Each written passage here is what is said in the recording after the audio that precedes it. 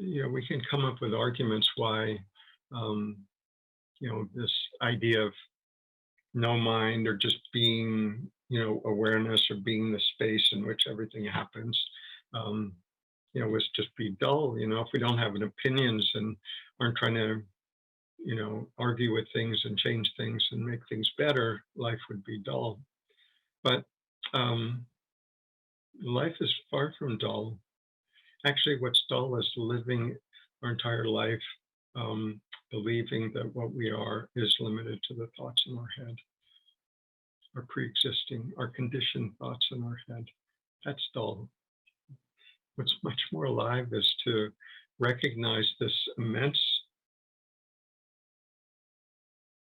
vastness that this awareness is, and its capacity to um, receive, to be present for all things, that arise.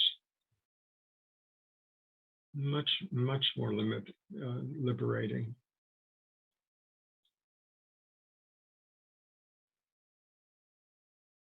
There can be practices, like one of the practices in some traditions is to, try to be without preference, right? We can try to be without preference as a practice. Or we can notice that this awareness is already without preference.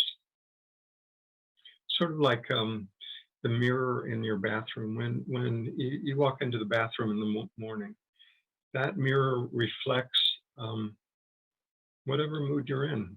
If you come in with a bad mood, it reflects that. Come in with a good mood, reflects that.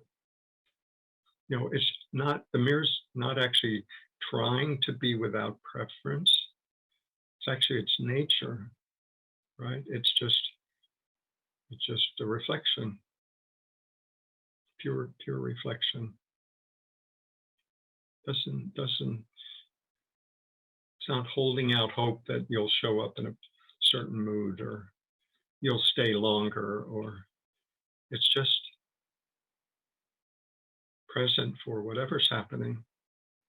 And in that sense, awareness is very much like that. Its nature is without preference. Our mind or conditioned body, sure. If you have a choice of 32 flavors of ice cream, you're gonna have a preference. You're not gonna stand in the store and say, well, actually I'm without preference. And no, you're gonna say, I don't know, chocolate, right? But the difference is that there's not a belief that chocolate's the right answer, right? Chocolate is actually better than any other flavor. It's not like we hold that so tightly. It's just like, yeah, there's a preference, okay. But if they're out of chocolate, that's okay too. It's not a big thing.